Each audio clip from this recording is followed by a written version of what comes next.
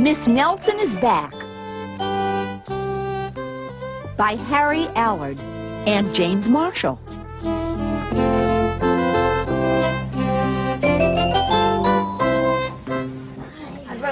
One Friday, Miss Nelson told her class that she was going to have her tonsils out.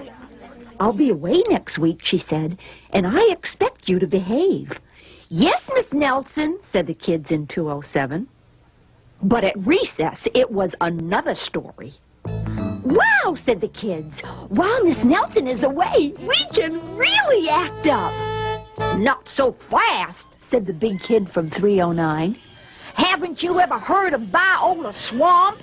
Miss Swamp is the meanest substitute in the whole world. She's a real witch." "Oh," said Miss Nelson's kids. "I'll just bet you get the swamp." On Monday morning, Miss Nelson's kids were very nervous. Some of them had not slept well all weekend. "If we get the swamp, I'll just die," said one kid. They heard footsteps in the hall. Slowly the knob turned, and the door opened. It was Mr. Blandsworth, the principal. Miss Nelson's kids were so relieved, but they soon learned that Mr. Blandsworth was not a lot of fun. All morning, Mr. Blandsworth tried to amuse the class with his corny card tricks. And for 2 days, Mr. Blandsworth showed slides of his goldfish Lucille. While dusting erases in the schoolyard, 3 of the ringleaders of 207 discussed the situation. "We must get rid of Blandsworth." And they hatched a plot. After school, they painted and sewed and borrowed some old clothes. The next day, they weren't in class. Mr. Blandsworth was about to show the class his collection of ballpoint pens from all over the world when someone came to the door. Slowly, the knob turned, and the door opened. "Oh, look," said the class. "Miss Nelson is back." A tall and lumpy Miss Nelson tottered into the room. Mr. Blandsworth was surprised.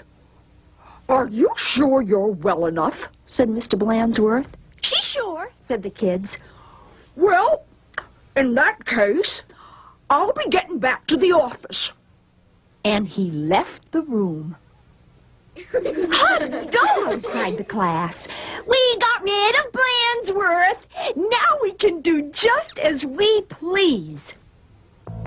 And at the stroke of 10, the kids from 207 left the building. They went straight to the movies, where they saw The Monster That Ate Chicago twice. Afterward, they went to Lulu's, where they stuffed themselves silly. But soon they made a serious mistake. Heading back to school, they passed Miss Nelson's house.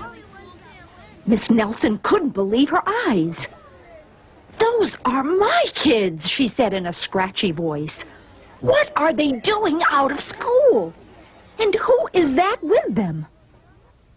Miss Nelson telephoned Mr. Blandsworth to see what was going on. "You're not Miss Nelson," said Blandsworth. "Miss Nelson is back." And he hung up. Said Miss Nelson. "Something will have to be done." And she went to her closet. Back in 207, Miss Nelson's kids were spending an agreeable afternoon. "Oh, we should do this more often," they said.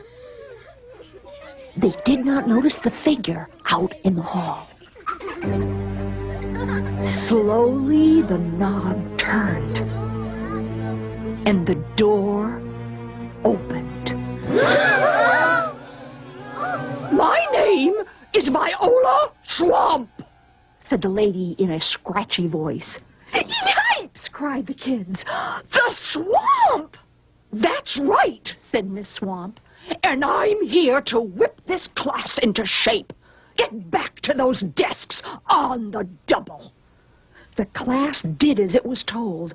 The big kid from 309 was certainly right. Miss Swamp was a real witch. She knew how to get results. The class did a whole week's work in no time. We shouldn't have gotten rid of Blandsworth, they said. Pipe down, said the Swamp. Or, just then, something under a desk attracted her attention. It was a mask. Aha, said Miss Swamp.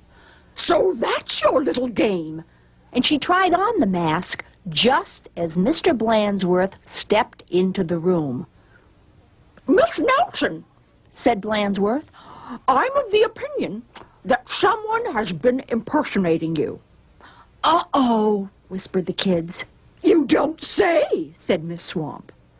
Probably just some kids acting up. I'm sure it won't happen again. And Mr. Blandsworth left. And it won't, will it? Said Miss Swamp to the class. Because the swamp will be watching. A minute later, Miss Nelson appeared. I'm back, she said. Hot dog, cried the kids. Are we glad to see you? Didn't you have fun with Mr. Blandsworth? Asked Miss Nelson. Said the kids. They decided not to mention Miss Viola Swamp. But they wondered why Miss Nelson hadn't seen her in the hall.